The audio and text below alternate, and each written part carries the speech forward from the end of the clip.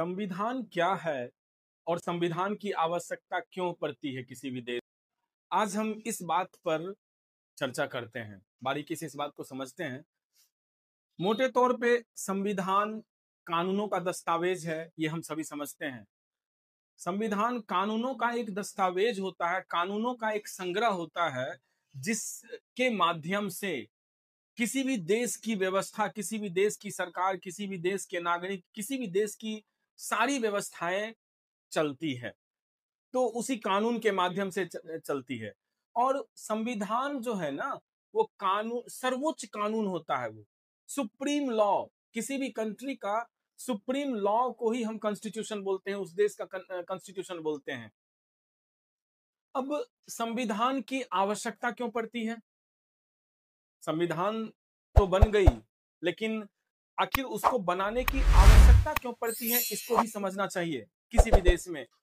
तो संविधान की आवश्यकता को हम मोटे तौर पे चार, ऐसे तो कई ढेर सारी आवश्यकताएं हैं, जिसको हम कितना भी बोल लें, कितना भी उसका इलेबोरेट करें, वो कम पड़ जाता है। लेकिन मोटे तौर पे, सही तौर पे संविधान की आवश्यकता को, जो उसके उसके जो कारण है, उसको हम 4 पॉइंट्स में यहाँ पे हम उसका जिक्र कर रहे हैं। पहला पॉइंट है कि आम जनता में विश्वास। संविधान बनाने से आम जनता, उस देश के नागरिक को यह लगता है कि हम सभी एक मंच पे हैं और हम सभी एक सर्वोच्च कानून के द्वारा गवर्न होते हैं। तो उन नागरिकों के बीच में एक विश्वास पैदा होता है, एक ट्रस्ट बिल्ड होता है। तो संविधान का सबसे बड़ा काम ये बनता है कि उस देश के नागरिकों में एक विश्वास पैदा होता है और एक समन्वय भी स्थापित होता है देश के नागरिकों के बीच में।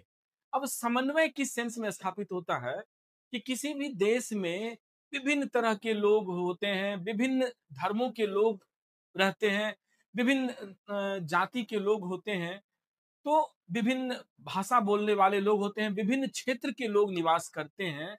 तो उन लोगों के बीच में उनकी मानसिकताएं, उनकी आवश्यकताएं में विभिन्नताएं होती है। तो इन विभिन्नताओं के बीच में एक कोऑर्डिनेशन की आवश्यकता होती है। एक समन्वय नहीं होगा तो सब मिलकर एक राष्ट्र का निर्माण कैसे करेंगे और देश आगे कैसे बढ़ेगा। तो संविधान का एक ये भी काम होता है कि इन लोगों के बीच में समन्वय स्थापित करना, विश्वास बनेगा तभी तो एक कोऑर्डिनेशन स्थापित होगी। तो एक विश्वास लोगों के बीच में पैदा होना और उन लोगों के बीच में जिनमें इतनी तरह की विभिन्नताएं हैं, विविधताएं हैं, डाइवर्सिटी है, तो इस डाइवर्सिटी में भी एक यूनिटी हो, उसका काम जो है ना हमारा कॉन्स्टिट्यूशन करता है। तो कॉन्स्टिट्यूशन का कितना इंपॉर्टेंट रोल है, इस बात से आप समझ सकते हैं कि संविधान जो है ना, वो देश के लोगों के बीच में विश्वास पैदा करना और उस देश के लोगों के बीच में एक कोऑर्डिनेशन, एक समन्वय स्थापित करना, ताकि विभिन्न जाति के लोग, विभिन्न धर्मों के लोग, विभिन्न विचारधाराओं के लोग एक साथ बैठकर, एक जगह बैठकर देश के बारे में सोच सके, देश को आगे बढ़ाए, देश के विकास के बारे में सोच सके। तो ये हो गया इसका पहला काम। दूसरा, संविधान की आवश्यकता और संविधान का जो काम होता है, वो उस देश को चलाने के लिए सरकार की आवश्यकता होती है। सरकार का निर्माण करना और सरकार के पावर्स को, सरकार की शक्तियों को लिमिट्स करना, ताकि सरकार मनमौजे ढंग से अपना निर्णय ना ले, आम जनता पर न थोपे, इसके लिए भी संविधान की आवश्यकता होती है।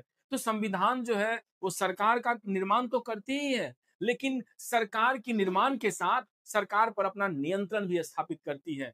तो ये संविधान का बहुत इंपॉर्टेंट रोल यहां भी होता है। तीसरा, इसका जो रोल है, जिस सरकार किसके लिए काम करती है, तो आम जनता के लिए काम करती है। सरकार किसके लिए उत्तरदायी होती है, तो आम जनता के लिए उत्तरदायी होती है। तो सरकार जिसके लिए रिस्पॉन्सिबल होती है, उसके भी कुछ अधिकार हैं। उसका विकास कैसे होगा, तो उसके लिए संविधान उन्हें कुछ मौलिक अधिकार, कुछ अन्य तरह के अधिकार वो देती है, प्रोवाइड करती है।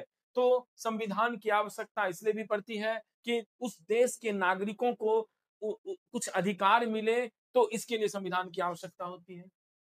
संविधान की आवश्यकता और अंत में संविधान की आवश्यकता, इन सब आवश्यकताओं की पूर्ति के बाद जो अल्टीमेट गोल है हमारा, एक अच्छे देश का निर्माण करना, एक अच्छे समाज का निर्माण करना, तो ये संविधान की अल्टीमेट जो है ना वो गोल है। और इसकी आवश्यकता इसलिए पड़ती है कि देश, एक अच्छे देश का निर्माण हो तभी देश का विकास होगा, और देश का निर्माण तभी होगा जब एक अच्छे समाज का निर्माण होगा। तो और एक अच्छे समाज का निर्माण तभी होगा जब एक हमारे देश के नागरिक अच्छे बनेंगे, नागरिकों को उनके अधिकार मिलेंगे, नागरिक अपने अधिकार के प्रति जागरूक होंगे, और इन सब आवश्यकता की पूर्ति जो है वो संविधान के द्वारा होती है। तो आज हम मोटे तौर पे, मौलिक तौर पे संविधान क्या है और संविधान की आवश्यकता किसी भी देश में क्यों पड़ती है, इस बात को आज हम समझे। और नेक्स्ट वीडियो में, अगले क्लास में हम लोग संविधान के निर्माण की प्रक्रिया को बारीकी से समझेंगे। ठीक है, तब तक के लिए थैंक यू।